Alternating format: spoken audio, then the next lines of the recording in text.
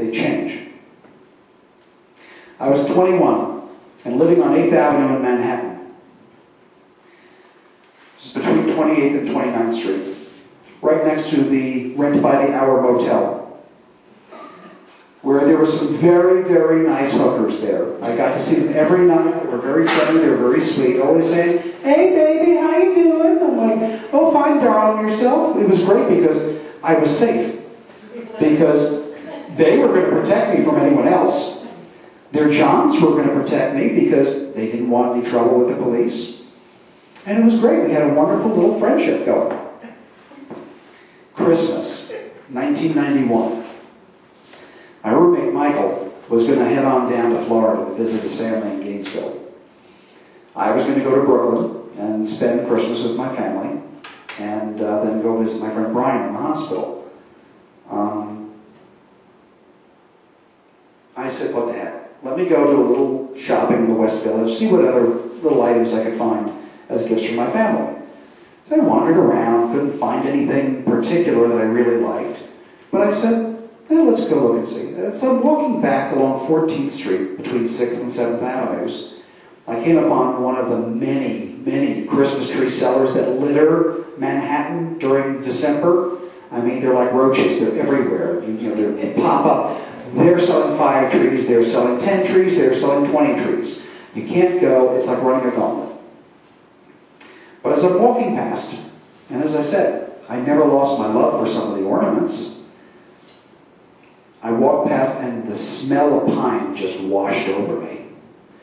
And I did literally stop, and I buried my face into an evergreen. And I said, I'll take this one. So I got a nice 5.5 foot tall, fat, kind of like me, Christmas tree. And I said, wrap it up. So he wrapped it up. I picked it up, slung it on my shoulder, and carried it the 15 blocks home. Much to the amusement of my fellow New Yorkers. Because here I am, I've got my leather jacket, my jeans, my boots, my little guinea cap, and a big old Christmas tree on my shoulder. And I wandered proud up and down the street with my big tree on my shoulder. And then walking the 2 flights up the stairs was a lot of fun too.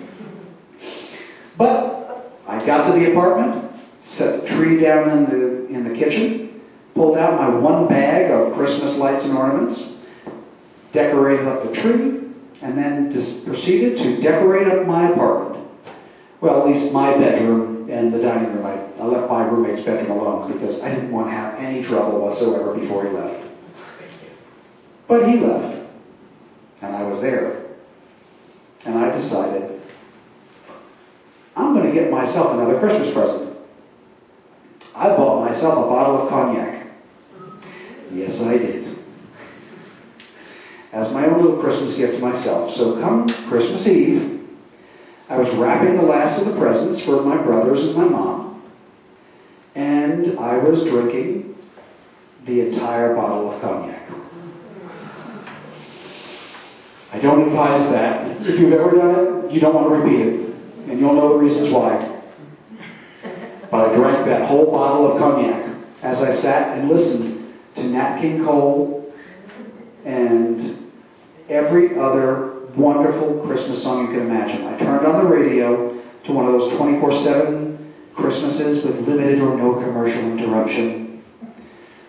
And I listened to all that while I drank and wrapped the presents, and I shut off all the other lights in the house except for the Christmas lights. And I got drunk. And I had fun. I was enjoying myself. All right.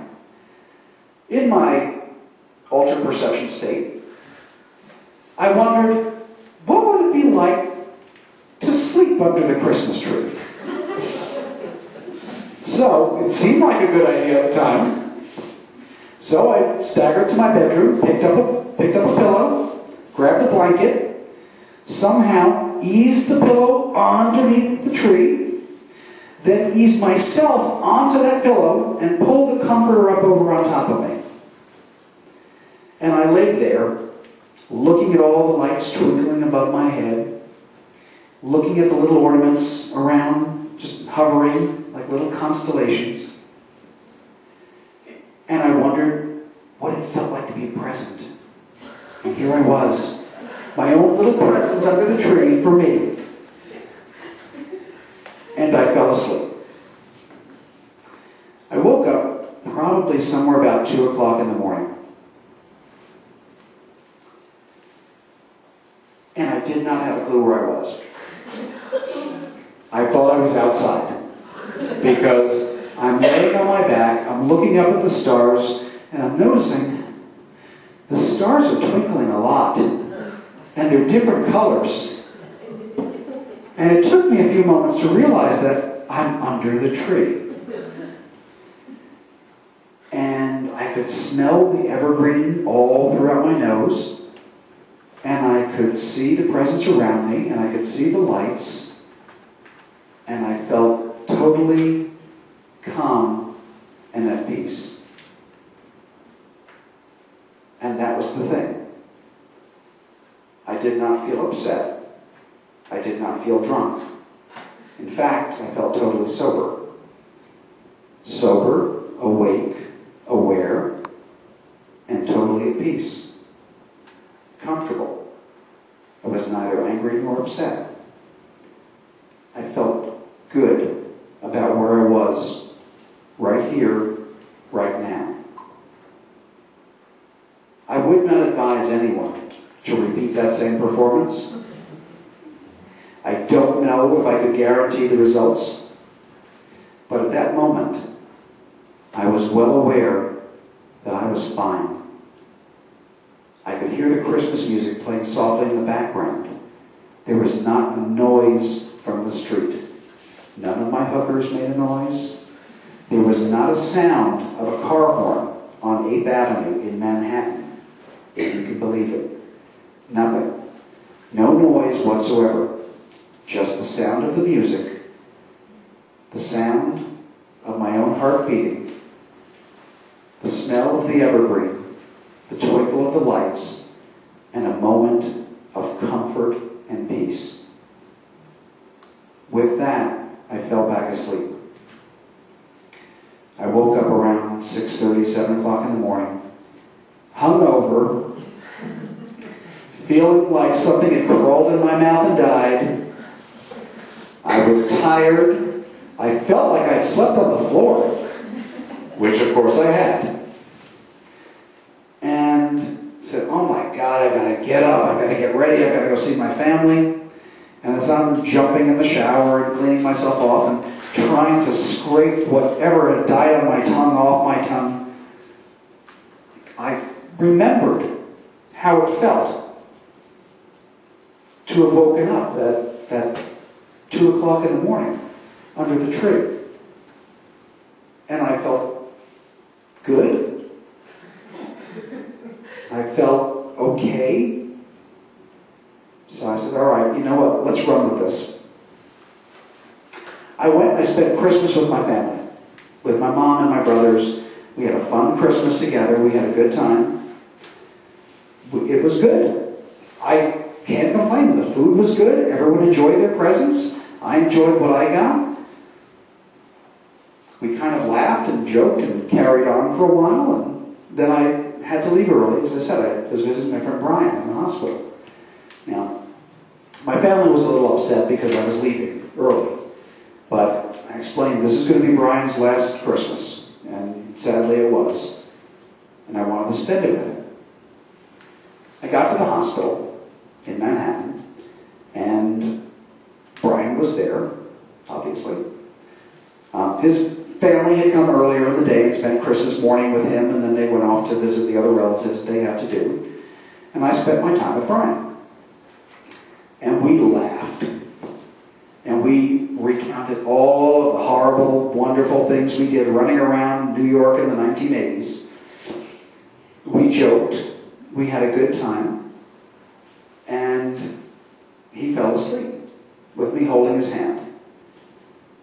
And while he was sleeping, his roommate kind of leaned over from his bed and whispered to me so not to wake him. He said, I am so glad you're here. He has not slept in a week. He said, he is sleeping comfortably. He says, I'm so glad you're here. And I felt good that I could be there for him, obviously. And while I was there, I thought again about my moment under the tree. That moment of peace. Because I saw it reflected on his face, now in front of me. And I swear to you, it could smell evergreen. So I said, okay, let's go with this.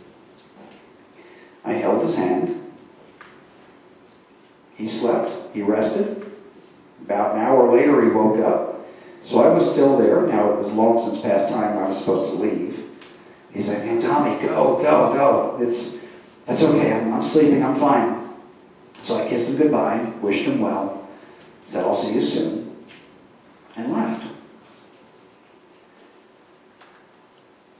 I could not shake that feeling going through my head about my time under the tree, and it felt strange and stupid, but it felt right. And it felt like it was a Christmas gift to me. So I say this, at the age of 21, I found out that there was such thing as Santa Claus, and that Santa Claus is very real. And I believe that wholeheartedly, because I got a gift. The gift was a different perspective. Now, I'd like to say that I never experienced any depression since then. That would be a lie. What has comforted me every day, in and out, whenever I've been upset or angry, or even as the holidays would roll closer, was the thought and the memory of that Christmas sleeping under the tree. When I got that moment of peace, the one thing I had been looking for, wanting and needing, but I never asked for. That was my Christmas gift from Santa Claus, because he never gave up on me. Thank you.